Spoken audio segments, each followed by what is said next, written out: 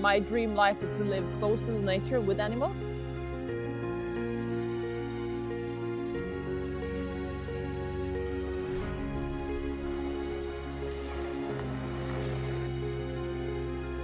Northern lights are a phenomenon which is caused by the sun.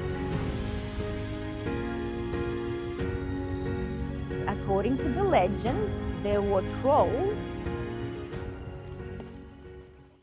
Hey, this is Alina Reddy and welcome to Foreign Influence.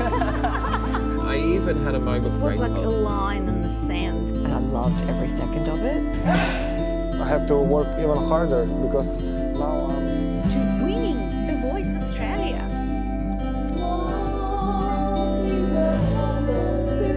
When you have more than one culture in your life, heart and soul into that. grandiose perspective in your paintings. We were mostly from migrant families. Together, we're going to explore. I guess my father was a food scientist. When the missiles started coming in, we could just run and hide in the bunker. If you show flower, But they also had mutual admiration.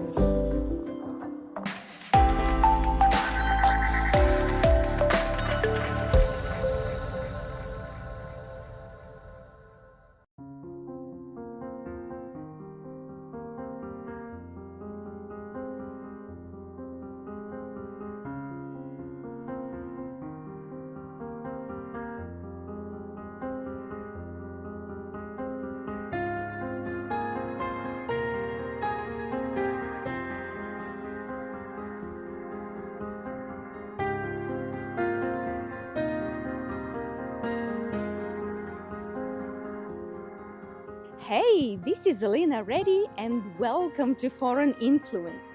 Are you up for an adventure? We are in Tromso, Norway, and let me take you away to a winter wonderland.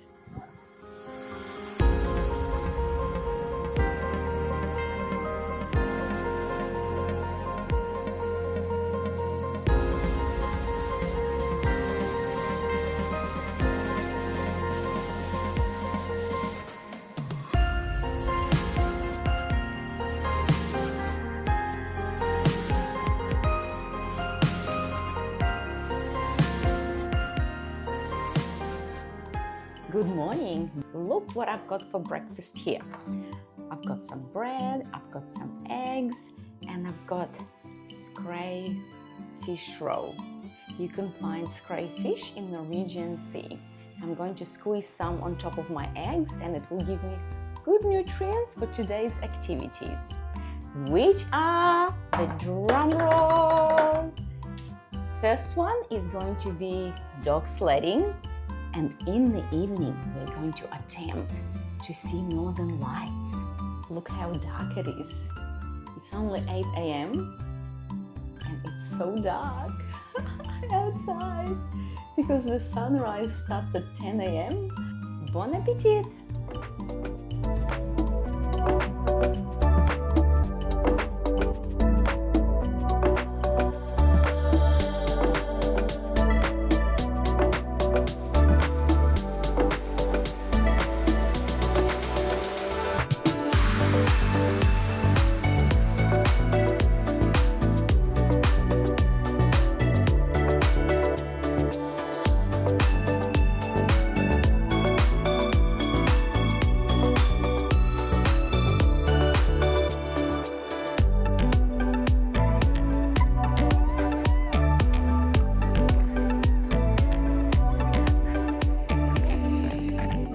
Arrived at the camp to go dog sledding, and look what I've got!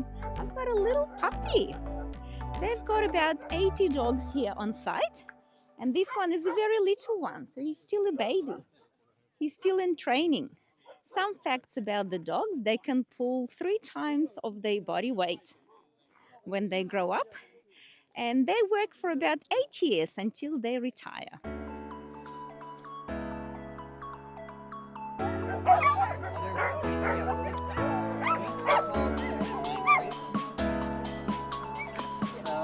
On this, probably like.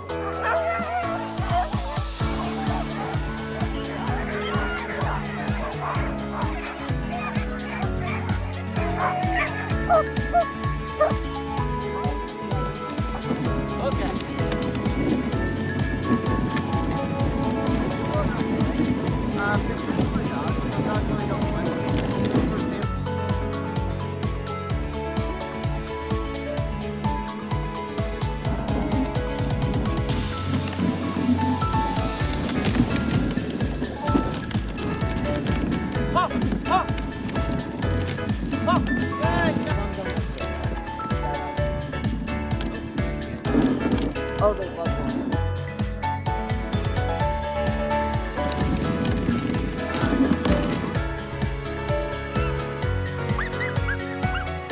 They're gonna knock on the tree, they're gonna tell you. Or they can run into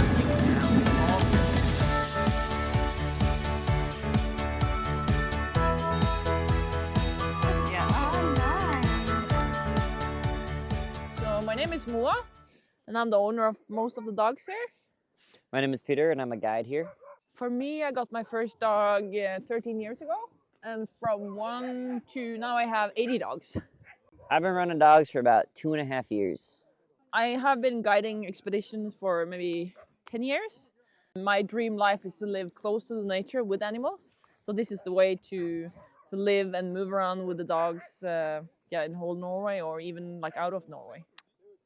Oh, I love the dogs. I love hanging out with them. I love running them. I love playing with them, cuddling with them. It's the best part for sure. A lot of meat, frozen meat, raw meat, cooked meat, added with the vitamins and the minerals they need. And also they can have salmon, chicken, sheep, cow.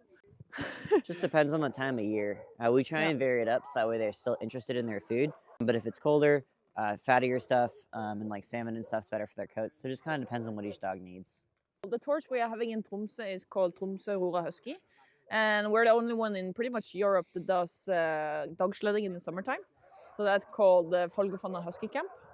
So we move all the dogs up on the glacier in the summertime. And then in the wintertime we're here, and in between there are the off season. So then we go hiking, fishing, just playing around. And yeah, I mean, so dog sledding is a really old sport. It's about 10,000 years old. So these guys are really, really good at what they do, and they love doing it. Most of the dogs that we have here are Alaskan Huskies. That's why they look all different ways, shapes, and forms, because they're kind of a mix of a bunch of different dog breeds. And that started happening around the 1880s. They're really geared towards working in the snow. That's why we have them on the glacier in the summertime. Having those bigger paws really helps them grip, and they have a dual layer coat so they stay nice and toasty. And that's kind of their favorite thing, is to roll around in the snow. So we try and keep them in there as much as we can.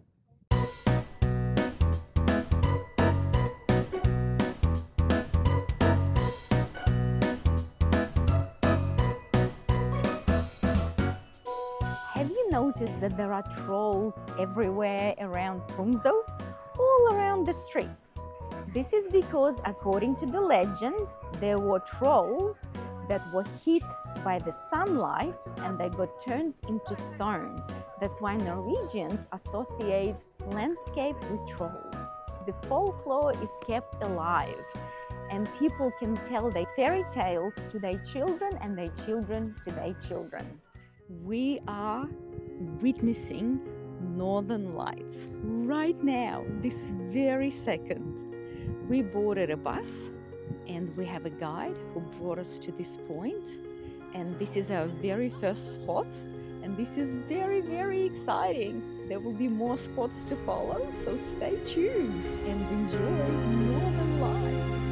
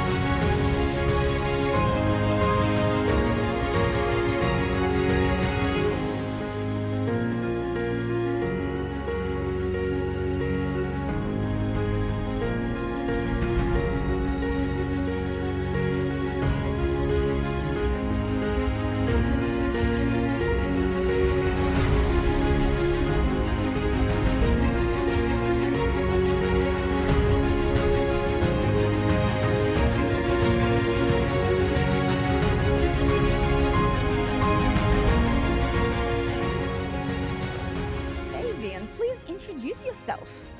Hello, my name is Fabian. I'm a Northern Lights guide and I've been living in Tromso, Northern Norway for 4 years now. Please tell us about the Northern Lights experience. What is it all about? How does it scientifically work? So, the Northern Lights are a phenomenon which is caused by the sun. That is the most important ingredient. You have the sun as a giant star at the center of our solar system, and it is producing energy, vast amounts of energy. And these clouds and clusters of energy are floating through space until they eventually hit a target, in our case, our planet Earth. And now what happens, what we perceive as Northern Lights, is basically a chemical reaction within our atmosphere.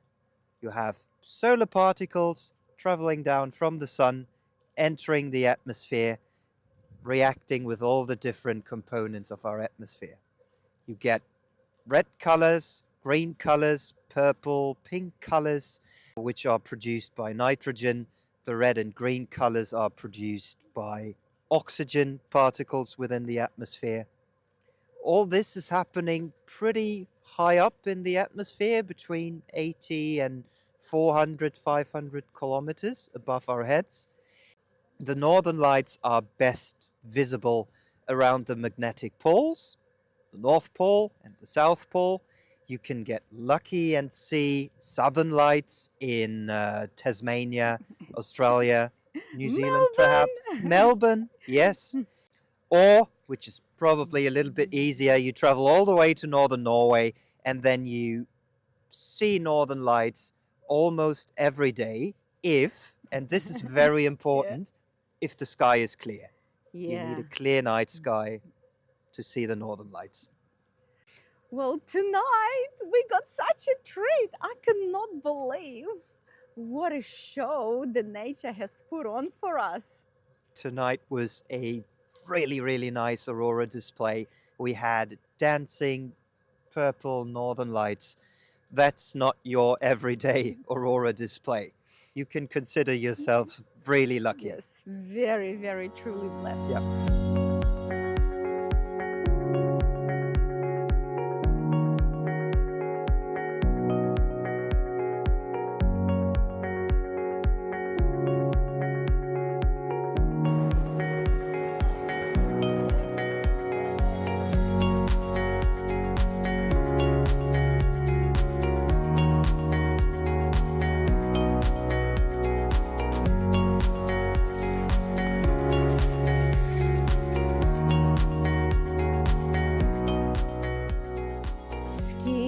Such a delight. It really brings another layer of enjoyment of our time in Tromso.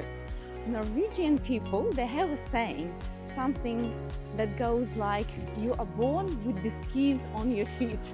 And I can see why, because it's so much fun.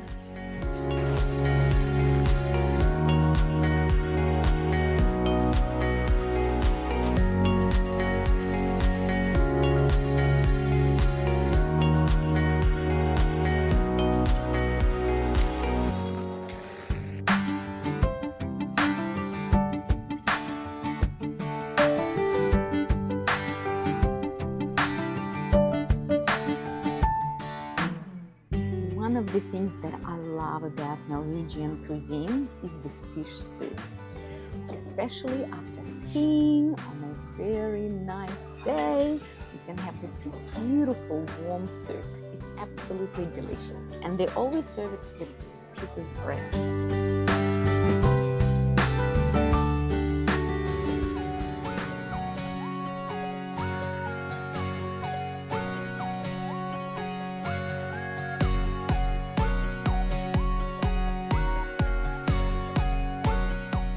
We are at the Ice Magic Bar and everything here is made out of ice. Even my drink, it's in the glass, but inside there is another glass which is made of ice. Look at these beautiful ice sculptures. Very sensational.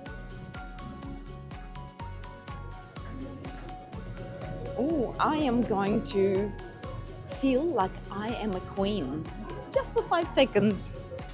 There is a throne. I'm a reigning queen of the ice house, of the ice castle. They do make beautiful cocktails here.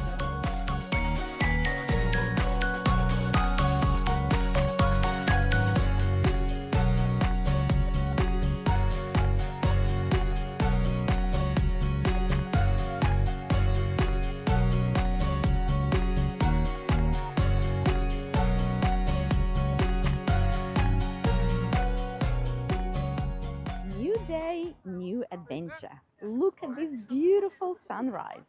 It's -11, but you know what? It doesn't feel this cold. We're about to board a ferry and we're going snowmobiling.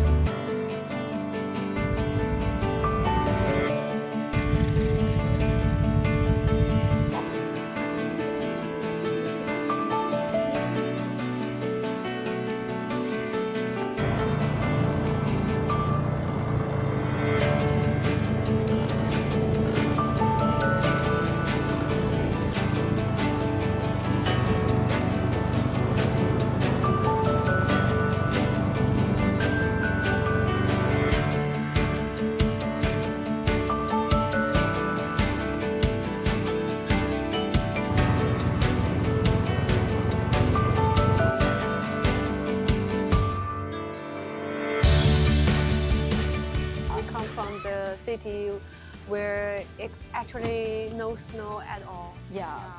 It's not as cold as we imagined before we arrived here. Yes. The course in China maybe it's more cold and wet. Yeah. But here is too dry. So, and we're enough, so it's okay. Oh, and the sweater, she made it by herself. I need it, and also this one. Yeah. This is also my work. I started to knit it on the plane to get to Norway. So, and I finished it yesterday. Yes. Yeah. Just finished. But this sweater I take about 1 month. Not 1 month, about 10 days, because this is my very first design. Good morning, and it has snowed overnight. It looks like winter wonderland. We have a jam-packed day. First thing, we're going snowshoe hiking in the Alps with the huskies. I'm so excited to cuddle them up and take them for a walk. And in the evening, we're going to climb up the tall mountain right behind me by cable car. And we're going to look at Tromso city from up above.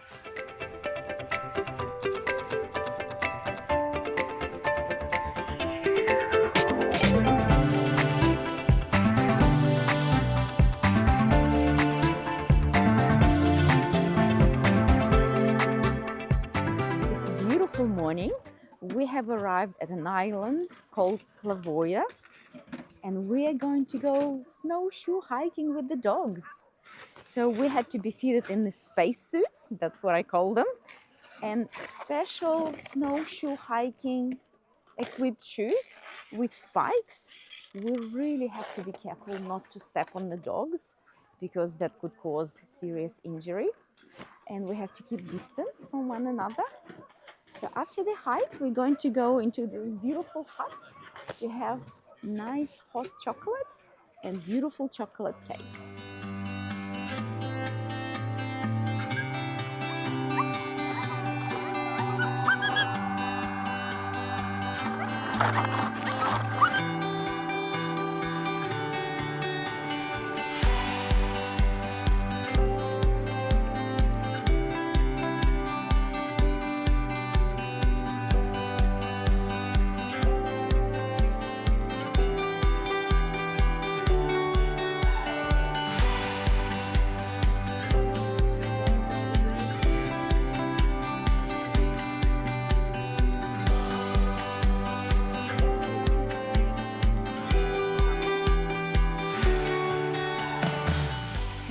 communities of Sami people have lived across northern Scandinavia for several millennia, long before the formation of the modern states of Norway, Sweden and Finland. The Sami are recognized as Europe's indigenous people. Sapni, their homeland, isn't defined by political borders, but by landscape, language, tradition, and cultural continuity. It's an identity shaped by mountains, coastlines, reindeer migrations, and the rhythms of the Arctic environment.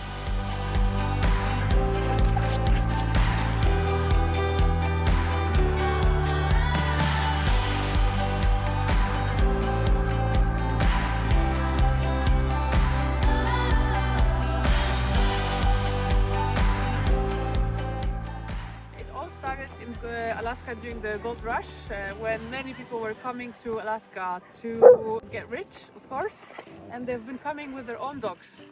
And they quickly realized that some of them are really good at trotting for long distance, like German Shepherds. Some of them are really good at finding paths in the snowstorms, like hunting dogs. And some of them are really good with cold, like Arctic dogs. And I thought, okay, let's mix all of them. Let's make a champion. Let's make a dog who can do it all and is like a really good athlete. So this is our adults, and we have around 160 of them. They are all Alaskan Huskies. They are running 40 kilometers a day with us, more or less, which is a marathon. And they are thriving in this. They are receiving around 10,000 calories a day in the raw meat. Fish oil, vitamins, and a little bit of dry food. As you notice, they are on chains, which is very important. It's actually required by law in Norway that they have to be on chain or in the cage, but it also helps us to keep them safe because they're constantly trying to figure out who's the strongest, so they fight quite some time. Also, they are not sterilized, so we would have a puppy factory if we wouldn't keep them on chains, right? And they are all kind of related. They are sister, brothers, mothers, so that would not be good for the gene pool to have that. And also, it helps us to control how much they eat because we put a ball here and we see that Balto ate 1/3 and something maybe is wrong with him. We have to observe.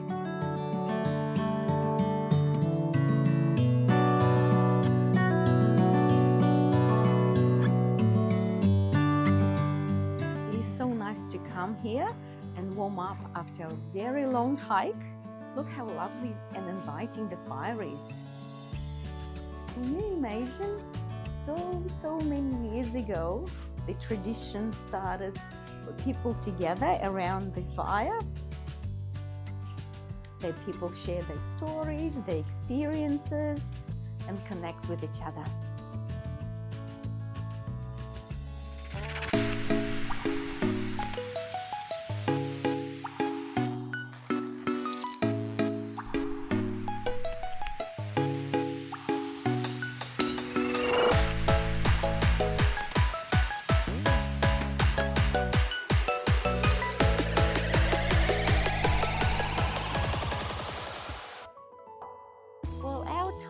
Has come to an end. This has been a wonderful journey, and I hope I have taken you on the trip of a lifetime. And please visit Tromso. You will never regret it.